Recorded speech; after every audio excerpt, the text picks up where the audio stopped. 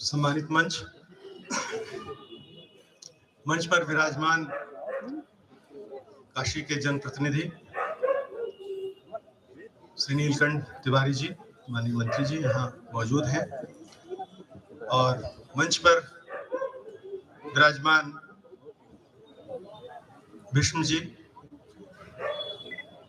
Jitendra sir, और सबसे बड़ी बात यह कि मंच अपने आप गरिमामयी हो जाता है जब संचालन राम सुधार सर कर रहे हो। मंच का पूरा जो भार है, भार से मेरा यहाँ तात्पर्य है गंभीरता। तो मंच की गंभीरता को उन्होंने जिस तरह से बनाया है, और प्रसाद भी बड़े गंभीर कवि माने जाते हैं छायावाद के भीतर, और उनकी जो यह तपोस्थली है जहाँ पर यह कार्यक्रम आयोजित हो रहा है, मैं थोड़ी सी की रूपरेखा यहाँ पर खींच दूं कि मेरे पास जब डॉक्टर सुनील विश्वकर्मा जी, जिनका बड़ा रोल है, महात्मा गांधी काशी विद्यापीठ वह की बन पाई या चाबी बन पाया, उसका सबसे बड़ा जो रोल है वो मैं भरे मंच से डॉक्टर सुनील विश्वकर्मा जी को देना चाहूंगा कि आपने इस पूरे आयोजन को विभागाध्यक्ष होने के नाते मेरे पास आप आए कि इसमें क्या करना है और कैसे करना है, और तब पता चला कि यह पूरा का पूरा जो कार्यक्रम है, आयोजन है, वो प्रसाद जी का परिवार, जिसकी प्रतिनिधि के तौर पर हम कविता जी को जानते हैं,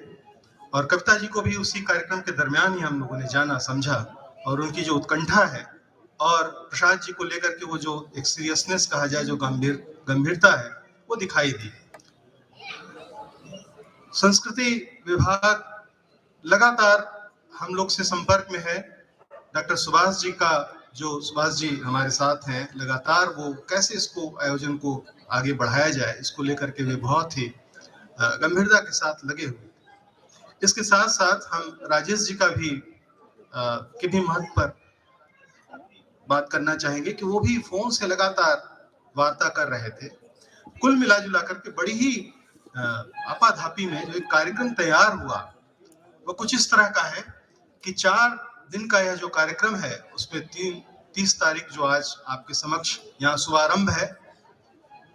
और इसके बाद 2 कार्यक्रम और हैं संगोष्ठी के।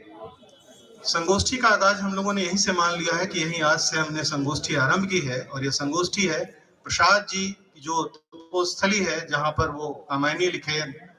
चंद्रगुप्त नाटक लिखा उन्होंने, स्कंद गुप्त लिखा, जन्मेजय का नाग यज्ञ लिखा, तमाम रचनाओं की बड़ी शिद्दत से जहां पर उन्होंने गंभीर मंथन करते हुए लिखा। जाहिर सी बात है कि प्रसाद जी पर वार्ता करनी हो तो उससे मुफीद जगह और कोई नहीं हो सकती, इसलिए संगोष्ठी का यह जो प्रथम दिवस है उसका आगाज यहाँ पर हो रहा है, और उसमें यूं कहा जाए कि भारतीयता का जो रंग है बड़ा विविध है, और वह पूरी विविधता यहाँ पर मौजूद है। अध्यापक, नागरिक, सभी लोग यहाँ मौजूद हैं। तो प्रसाद जी पर मंथन करने के लिए आप सबका स्वागत है। और इस संगोष्ठी में जो कि यहाँ से शुरू हो रही है, और इसका जो दूसरा चरण है वो 31 तारीख को महात्मा गांधी काशी विद्यापीठ के समिति कक्ष में आयोजित होगा, जिसका 2 दिन का वह आयोजन है, जिसका प्रथम सत्र जो है, जिसका शीर्षक है राष्ट्रवाद की अवधारणा और जयशंकर प्रसाद, और उसी दिन जो एक दूसरा सत्र चलेगा उसका शीर्षक है जयशंकर प्रसाद के साहित्य में स्वाधीनता के स्वर और मुक्ति की आकांक्षा। और तीसरा जो दिवस है समिति कक्ष में ही, उसका आयोजन इस रूप में होगा। जो 2 सत्र हैं उसमें पहला प्रतिभागी सत्र है, ओपन सेशन है, और जो समापन सत्र है उसका शीर्षक है जयशंकर प्रसाद के साहित्य में जीवन, राग और मूल्य। इस तरह से देखा जाए तो एक पूरा का पूरा मंथन शुरू हुआ है, और हम उस मंथन का आगाज यहाँ से कर रहे हैं। तो आप सभी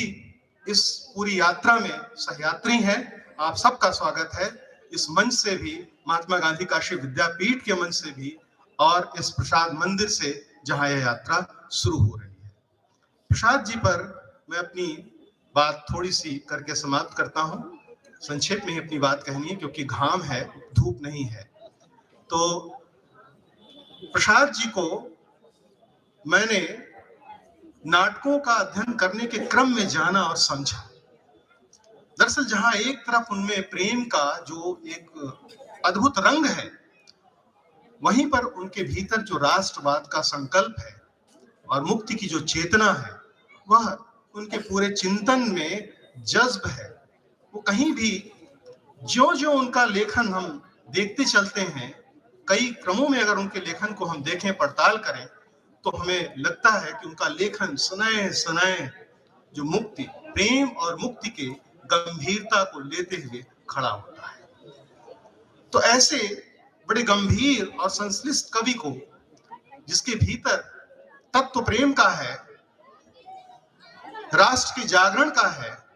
स्वाधीनता का है, मुक्ति का है, अस्मिता का है, ऐसे तमाम जो संदर्भ है, सांस्कृतिक संदर्भ है,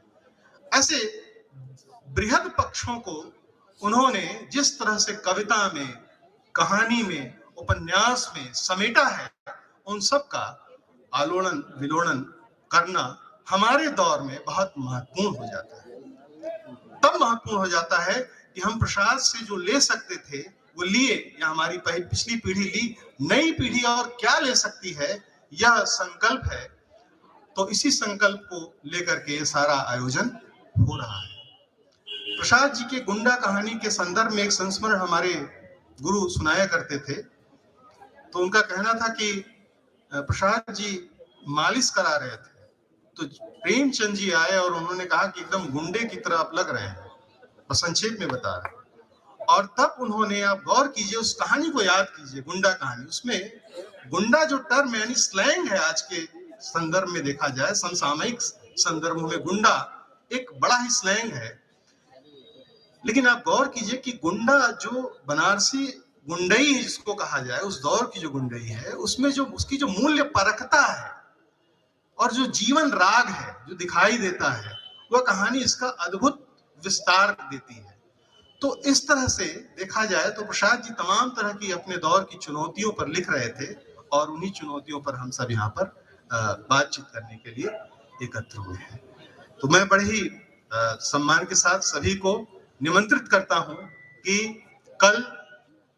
31, 1 और 2 तीनों दिन नाट्योत्सव भी है, और एक तरफ वैचारिक मंचन, वैचारिक वार्ता भी है। तो उसमें